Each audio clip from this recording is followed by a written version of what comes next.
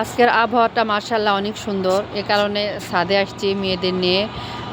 আবহাওয়াটা এত ভালো লাগছে, রোজা থেকে খুবই ভালো লাগছে। আর ছাদে উঠে এসে দেখি টবে ফুল ফুটেছে, জবা ফুল। আমার মেয়ে তো দেখে খুবই খুশি, এত সুন্দর ফুল ফুটেছে। ও তো এক্সাইটেড, ফুল দেখে আমারও খুব ভালো লাগছে। আজকে রোজার শেষ সময়ে এসে এত সুন্দর একটা ফুল দেখতে পাবো।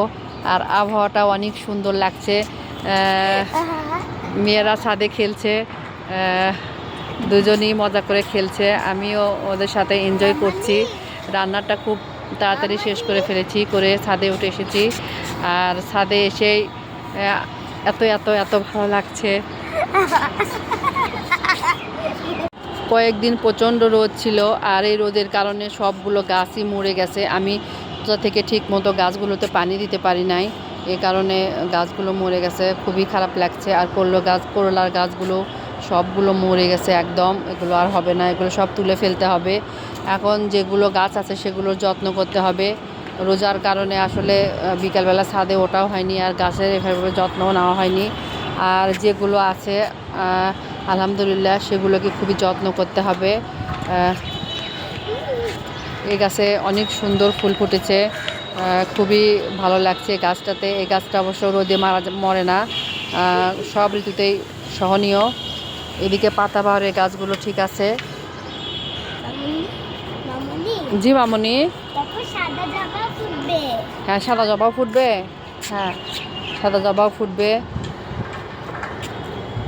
এদিকে হ্যাঁ,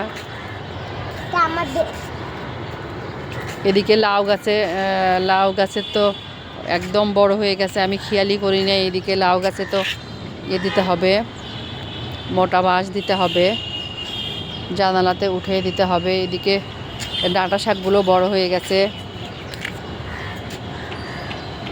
পেঁপে গাছটাও মাশাআল্লাহ অনেক বড় হয়ে গেছে, মনে হচ্ছে ফুল আসছে।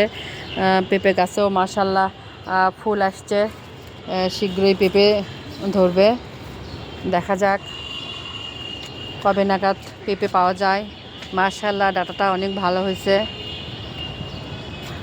কিছু পেঁয়াজ ছিল, কিছু রসুন ছিল, সেগুলো আজকে উঠাই নেব। সবগুলো বড় হয়ে গেছে, পেঁয়াজগুলো উঠায় তানহামনি, পেঁয়াজগুলো সব উঠায় নাও তো, যেগুলো আছে ওগুলো আর রাখা যাবে না, ওগুলো উঠায় নাও, ওগুলো উঠায় নিতে হবে। তো আজকে বিকেলে এত ভালো লাগছে মাশাআল্লাহ, খুবই ভালো লাগছে। হ্যাঁ ওগুলো নিয়ে যাব বাসায়, বাসায় নিয়ে যাব। ওইগুলো কোথায় রাখবো এখন? এগুলো আমরা বাসায় নিয়ে যাব। এদিকে বেগুন গাছে একদম বেগুন গাছগুলো নষ্ট হয়ে গেছে, সবগুলো গাছে নষ্ট হয়ে গেছে। টমেটো গাছও নষ্ট হয়ে গেছে। বেগুন একটা হয়েছিল বড়, একদম পেকে হলুদ হয়ে গেছে। ওটা আর খাওয়া যাবে না মনে হচ্ছে। আমি আসলে আসতে পারিনি, এই জন্য সবগুলো গাছই মনটা খুবই খারাপ, সবগুলো গাছই মরে গেছে। তো যেটাই হোক, এগুলো সব তুলে ফেলে এখন বর্ষাকালীন যেগুলো সবজি সেগুলো লাগাবো। তো সবাই ভালো থাকবেন, সুস্থ থাকবেন, আমাদের জন্য দোয়া করবেন। আল্লাহ হাফেজ।